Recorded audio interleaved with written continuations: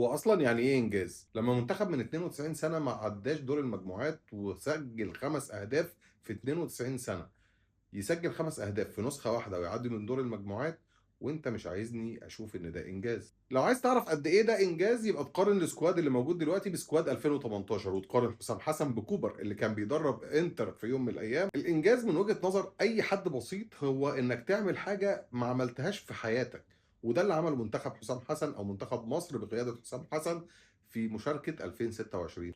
المنتخب ده قدر يسجل اول فوز في تاريخ مصر في مسابقات كأس العالم. الحاجة التانية انه قدر يصعد لأول مرة من دوري المجموعات في تاريخ منتخب مصر. يبقى كل ده بالنسبة لك انت مش انجاز. حسام حسن ومنتخب مصر المرة دي قدر يسجل 5 أهداف في نسخة واحدة في 3 مباريات، في الوقت اللي منتخب مصر من 92 سنة شارك 3 مرات سجل 5 أهداف بس، منهم جون كلنا حافظينه من كتر ما اتذلنا بيه. أنا مشكلتي مش في إن إحنا بنختلف في وجهات نظرنا، أنا مشكلتي الكبيرة في إن أنت طول الوقت بتحاول تهيل التراب على أي إنجاز يكون السبب فيه مش على هواك. السبب فيه حسام حسن، السبب فيه لعيبه الاهلي، السبب فيه لعيبه الزمالك، تلاقي الطرف الثاني بيهيل التراب على الكلام ده كله. حسام حسن بالنسبه لي انا ممكن ما يكونش الافضل فنيا، ولكنه ممكن يكون الافضل كباكج، لان انت ممكن تجيب اروع راجل بيفكر في الكوره ولكنه مش قادر يلم المنتخب ده ويديله الروح اللي تخليهم ينزلوا يطلعوا 150% من اللي عندهم. حسام حسن قادر انه بافكاره البسيطه وتحولاته ومرونه افكاره اللي اكتسبها بالوقت يقدر يخلي المنتخب يطلع 150 و200% من امكانياته. حسام حسن قدر يوظف محمد صلاح في مكان ما قدرش ارني سلوت يوظفوا فيه. حسام حسن قدر انه يخلي المنتخب ليه شكل وافكار بتتغير خلال المباراه. حسام ما كانش بيعمل ده، حسام دلوقتي بيعمله.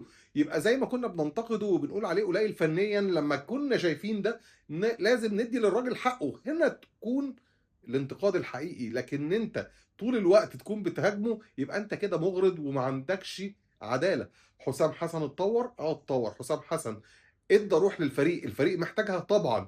يبقى انت لازم تشوف الباكج ده انه باكج مناسب لمنتخب مصر. حسام حسن عمل حاجه كل الناس بتاخدها ضده، وانا شايف ان هو خد الموضوع ده لصالح منتخب مصر مش لصالح اللاعب.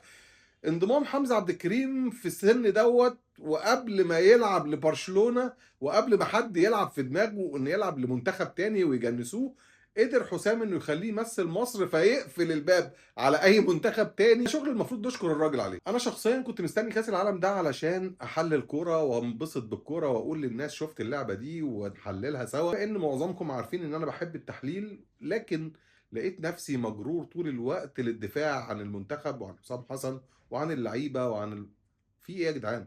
ده منتخبنا. الناس اللي بتهاجموا دي المفروض تدعموا.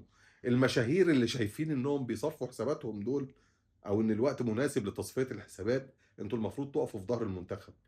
انا من النهارده بقول لكم ده اخر فيديو هدافع فيه، لان احنا مش في موقف المفروض ندافع فيه. انا من النهارده هحلل الكوره وهنبسط، لان بصراحه الضغط بتاع تحقيق انجاز اتشال من على كتفي. احنا حققنا بدل الانجاز 2 و3. احنا دلوقتي في مرحله الاستمتاع. لو انت مستمتع باللي بيحققه منتخب مصر يا ريت تقول لي في التعليقات، ولو انت من اخواننا اياهم يا ريت تقول لي انت بتعمل كده ليه.